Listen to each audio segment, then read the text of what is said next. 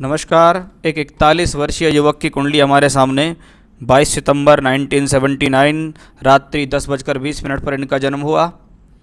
कुंडली है वृषभ लगन की और चंद्रमा बैठे हैं कन्या राशि में, यानी लग्न और राशि दोनों के स्वामी जो हैं वो क्रमशः शुक्र और बुध हैं। आपकी राशि कन्या राशि है, आपका लगन वृषभ लगन, राशि के स्वामी शुक्र हैं।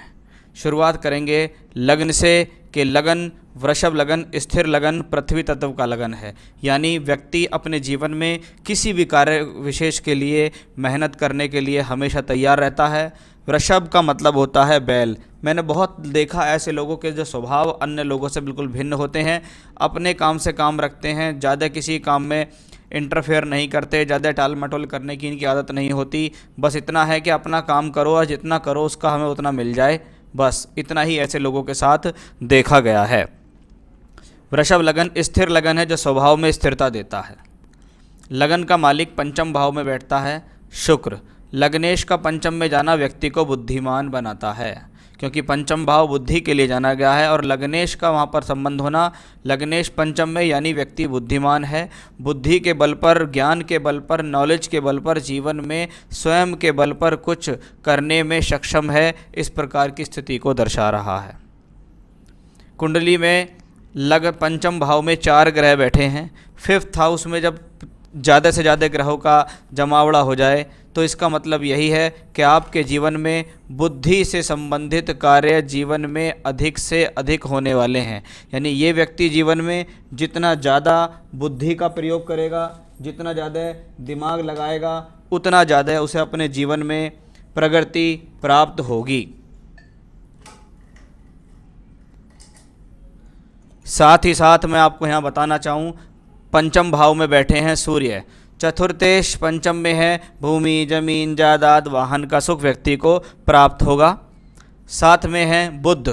बुध पंचमेश और द्वितीयेश दोनों हैं, यानी ऐसा कोई ग्रह जो बुद्धि के बल पर, ज्ञान के बल पर, वाणी के बल पर, कार्यशैली के बल पर आपको जीवन में तरक्की दे सकता है तो वो है बुध।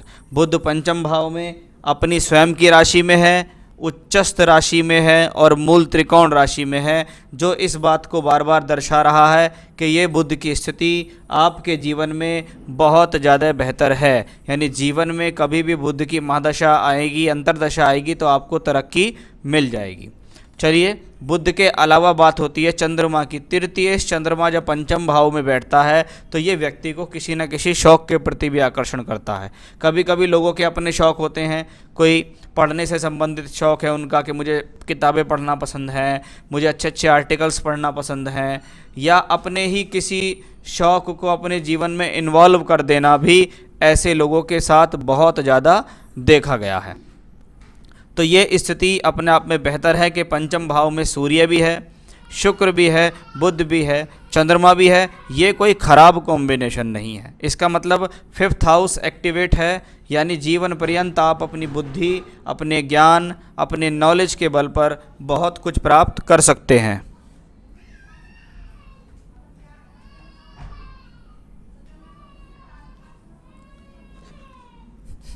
चलिए अब बात करते हैं आपकी कुंडली के अंदर पंचम भाव में बैठे 3 ग्रह, गुरु, राहु, शनि। अधिकतर कुछ लोग देखकर कहते हैं कि बृहस्पति और राहु जब कुंडली में एक साथ होते हैं तो ये गुरु चांडाल योग है, गुरु चांडाल दोष है। सबसे पहले इसको नाम देने से पहले मैं आपको बताऊं कि ये गुरु राहु का योग है। राहु और केतु जिस किसी भी भाव से संबंधित हों, जिस किसी भी ग्रह के साथ हों, अधिकतर राहु केतु को अकेला अगर हो तो ज़्यादा अच्छा माना जाता है। कुंडली में राहु या केतु अगर अकेले बैठें किसी राशि में तो वो ज़्यादा बलवान होते हैं। अब राहु यहाँ बृहस्पति के साथ है, ज़्यादा निकट है। दूसरा शनि के साथ है। आप एक तरफ देखिए, बृहस्पति 5 डिग्री के हैं, राहु 14 डिग्री के हैं, शनि 25 डिग्री के हैं, यानी राहु इन दोनों के बीच में बैठे हुए हैं। अब गुरु राहु का योग, बृहस्पति है विवेक का कारक, समझदारी का कारक, यानी राहु यहाँ ग्रहण लगाने की प्रक्रिया देता है। जीवन में सही समय पर सही डिसीजन ना ले पाना, दिमाग के अंदर उथल पुथल चलते रहना, ठीक प्रकार की सामाजिकता प्राप्त ना होना, सब कुछ बेहतर करते हुए भी आपको अच्छाइयाँ ना मिलना, ये सब गुरु राहु के योग में आता है। और ये राहु आपके जीवन में प्रयास करेगा कि आपको उत्साहित करे, आपको परेशान करे, और आप परेशान होके एग्रेशन में आके कोई गलत निर्णय ले लें या किसी से कुछ बोल दें या किसी को कुछ गाली दे दें, इस प्रकार की स्थिति, यानी ये आपके विवेक को हरने के लिए आया है। वहीं शनि राहु का योग भी अच्छा नहीं होता, ये प्रोफेशनल लाइफ में तंगी देता है, परेशानी देता है। कभी कभी व्यक्ति जीवन में अवसाद में या टेंशन्स में आकर गलत निर्णय लेता है, गलत खान पान का इस्तेमाल करना शुरू करता है, कभी स्मोकिंग, कभी गुटखा पान मसाला, कभी ड्रिंकिंग, ऐसी चीज़ में भी वो इन्वॉल्व हो जाता है। वैसे शनि को अगर देखें तो यहाँ योग कारक शनि है, यानी आपके भाग्य और कर्म दोनों का मालिक शनि कुंडली के चौथे घर में बैठा हुआ है। यानी ये शनि आपको अपनी दशा काल में भाग्य का लाभ देगा, कर्म का लाभ देगा, भूमि जमीन जायदाद का लाभ भी अवश्य देगा। बृहस्पति या अष्टमेश हैं, अष्टमेश का चौथे घर से संबंध हो तो देखा जाता है व्यक्ति को जीवन में पैतृक संपत्ति की भी प्राप्ति होती है, यानी घर परिवार से भी उसे कुछ ना कुछ सहयोग सपोर्ट मिलती है। लेकिन यहाँ राहु से सावधान रहना होगा, क्योंकि राहु यहाँ सूर्य की राशि में है और ब्रह्मांड में जब जब ग्रहण लगते हैं वो हमेशा सूर्य और चंद्रमा पर ही लगते हैं। इसीलिए राहु यहाँ सूर्य की राशि पर ग्रहण है और ये 4th हाउस है। जनता का पूर्ण सपोर्ट ना मिलना या ऐसा लगना कि जनता मुझसे खुश नहीं है, ये लोग मुझसे अंदरूनी रूप से जलते हैं, परेशान रहते हैं या मुझे पसंद नहीं करते, ऐसी स्थितियाँ भी आपके साथ देखी जा सकती हैं इसी योग के कारण। तो आपको यहाँ उत्साहित नहीं होना है, अपने काम से काम रखेंगे तो ज़्यादा अच्छा रहेगा।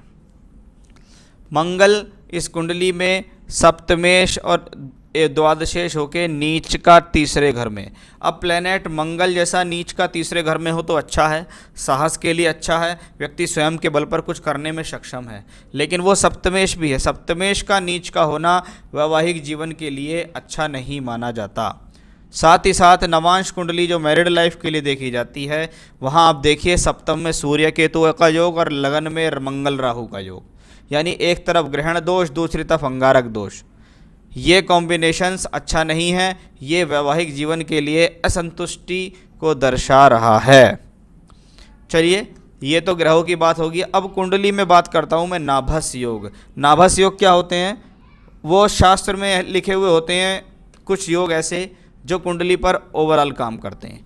कहा गया है कि जब कुंडली में सभी 7 ग्रह, राहु केतु को छोड़कर सभी 7 ग्रह 3 ही राशियों में सिमट जाएं तो वो शूल योग होता है। आपकी कुंडली में मंगल, बृहस्पति, शनि और अन्य 4 ग्रह 3 राशियों में सिमट कर रह गए। शूल योग, शूल मतलब कांटा। व्यक्ति अपनी जीवन पर्यंत प्रयासरती रहता है, किसी न किसी प्रकार से परेशानी रहता है, उसे आंतरिक रूप से मजबूती नहीं मिल पाती, वो मानसिक रूप से आत्मिक तौर पर संतुष्ट नहीं हो पाता। उसका जीवन ऐसा लगता है कि बस मैं तो सिर्फ काम करने के लिए ही दुनिया में आया हूँ, काम करता रहूँगा और घर कर चलता रहेगा बस, बाकी वो सबको ऐसा लगता है कि मेरी स्वयं की कुछ ज़िंदगी है भी या नहीं। ये शूल योग व्यक्ति को प्रॉब्लम देता है, इस योग को हम काट नहीं सकते। चलिए, ये तो हुई कुंडली की बात। बृहस्पति की महादशा आपको चल रही है। बृहस्पति इस कुंडली के अंदर चौथे घर में है, साथ में शनि है। जहाँ बृहस्पति अष्टमेश हैं, प्रोफेशनल लाइफ में अड़चने देती हैं, वहीं बृहस्पति एकादशेश भी हैं। इसका मतलब प्रोफेशनल लाइफ में अड़चनों के बाद सक्सेस भी मिलेगी। यानी ये गुरु शनि का जो योग है ये आपके लिए बेहतर है, ये आपकी प्रोफेशनल लाइफ के लिए बेहतर है, ये आपको काम देगा। लेकिन ये चौथे घर में है और आपके कुछ सवाल भी इससे संबंधित थे तो उसके बारे में मैंने कुछ चर्चा की है, बाकी अभी सवाल पढ़ूंगा तो बताऊंगा। तो ये गुरु राहु शनि का योग मैंने आपको यहाँ समझाने का प्रयास किया है। बाकी बृहस्पति नवांश कुंडली में देखें तो 10th हाउस में बढ़िया बैठे हुए हैं और दशमांश कुंडली में देखें तो बृहस्पति यहाँ लग्न में विराजमान है, यानी बृहस्पति अच्छा है। अब बात आती है बृहस्पति में मंगल। फरवरी 20 से जनवरी 2021 तक गुरु में मंगल चलेगा। क्या है मंगल? सप्तमेश नीच का है, पब्लिक इमेज में प्रॉब्लम है, पद प्राप्ति सम्मान प्राप्ति में प्रॉब्लम है, वाइफ के साथ प्रॉब्लम आ सकती है, वही नवांश में मंगल राहु के साथ है और सप्तम में सूर्य केतु। फिर से एक डिसीजन 7th हाउस पद प्राप्ति के लिए, पब्लिक इमेज के लिए, रोज़मर्रा की ज़िंदगी के लिए और पत्नी के लिए जाना जाता है। तो उनसे रिलेटेड प्रॉब्लम्स आपको मंगल देगा। और आपके D10 चार्ट ये दशमांश कुंडली प्रोफेशनल लाइफ के लिए जानी जाती है कि यहाँ मंगल 8th हाउस में नीच के शनि के साथ है, यानी ये प्लैनेट्स आपसे जोश में आकर गलती करा सकता है। फरवरी 21 तक सावधान रहें, स्वयं कुछ ऐसा ना करें जिसके कारण आपको कोई किसी प्रकार की आपत्ति हो जाए, किसी से कोई झगड़ा हो जाए, क्योंकि 8th हाउस अड़चने हैं। तो 8th हाउस अंडर टेबल आने वाला पैसा भी है, ब्लैक मनी भी ये कहलाता है, और साथ ही साथ कोई गलत प्रकार के धन आगमन के संकेत मंगल देता है। जनवरी 21 तक बहुत सावधान रहें, आप इन सब चीज़ों से बच के रहें, नहीं तो आपके ऊपर किसी प्रकार का कोई एलिगेशंस भी लग सकता है। अब आपने पूछा है सवाल, मेरी कुंडली का विश्लेषण कीजिए, राजयोग दुर्योग उसका फल कब किस तरीके मिलेगा समझाएं। देखिए, मैंने आपकी कुंडली में जितने भी ग्रहों के बारे में बताया, उन सब का रिजल्ट हमेशा जब मिलता है जब उनकी महादशा आती है या अंतर्दशा आती है। अगर कुंडली में शुक्र पंचम में बैठा है और आपके लिए बढ़िया है, तो जीवन में शुक्र की महादशा या अंतर्दशा ही अच्छा रिजल्ट देंगी। कोई कुंडली में ग्रह अच्छा है या खराब है, उसकी महादशा या अंतर्दशा नहीं आई तो आपको कोई परिणाम उसके नहीं मिलेंगे, उससे घबराने की कोई ज़रूरत नहीं है। मैं बैंक में हूँ, ईमानदारी से काम करने पर भी पद और प्रतिष्ठा के लिए संघर्ष करना पड़ता है। अन्य लोग जिस तरीके से आगे बढ़ रहे हैं उनसे बहुत पीछे हूँ मैं। मेरा नौकरी में अच्छा समय कब आएगा? देखिए, मान प्रतिष्ठा के बारे में तो मैंने आपको बताया कि आप उसके लिए संघर्ष करेंगे ही।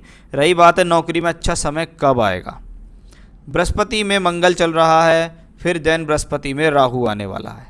मुझे जब जून 2023 से आपको शनि की महादशा मिलेगी तो आपके करियर के लिए बड़ा अच्छा समय होगा, क्योंकि शनि इस कुंडली के लिए योग कारक हैं। कोई खराब ग्रह नहीं है शनि की महादशा ही जीवन में ऐसी होगी जो आपको तरक्की भी देगी। यानी जून 23 से जून 26 कोई प्रमोशन रुका हुआ हो, कुछ चीज़ अटकी हुई हो, कोई तरक्की ना मिल रही हो, तो ये देखना आप शनि की महादशा कहने को तो 19 साल की होगी, लेकिन शनि में ही आपको बहुत कुछ मिलेगा। अभी बृहस्पति में राहु जनवरी 21 से जून 23 तक आएगा। राहु की प्लेसमेंट खराब नहीं है। राहु यहाँ 2 ग्रहों के साथ है, एक बृहस्पति एक शनि है, जो ये कहता है कि अगर आपके प्रयासरत रहे तो आपको इस दशा काल में भी तरक्की मिलने के चांस हैं। एक बात, राहु D10 में भी 4th हाउस में बृहस्पति की राशि में और बृहस्पति लगन में है, यानी फिर से राहु की दशा ने इंडिकेशंस दिया कि गुरु राहु की दशा में तरक्की, कोई प्रमोशन या अच्छा रहेगा आपके लिए। एक बात तो ये हो गई।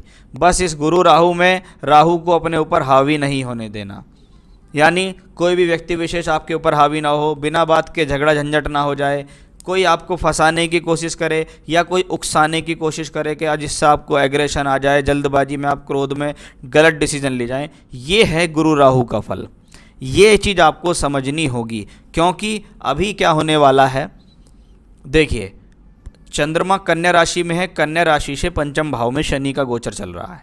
इसको कहते हैं शनि की पनौती। जब चंद्रमा से पंचम में शनि हो तो व्यक्ति को बुद्धि का उपयोग ज़रूरत से ज़्यादा नहीं करना चाहिए, एग्रेशन से बचना चाहिए, पत्नी के साथ संबंधों को संभालना चाहिए। एक बात। दूसरा, राहु केतु अभी आप देखेंगे आने वाले 23 सितंबर को वृषभ और वृश्चिक राशि में आ जाएंगे।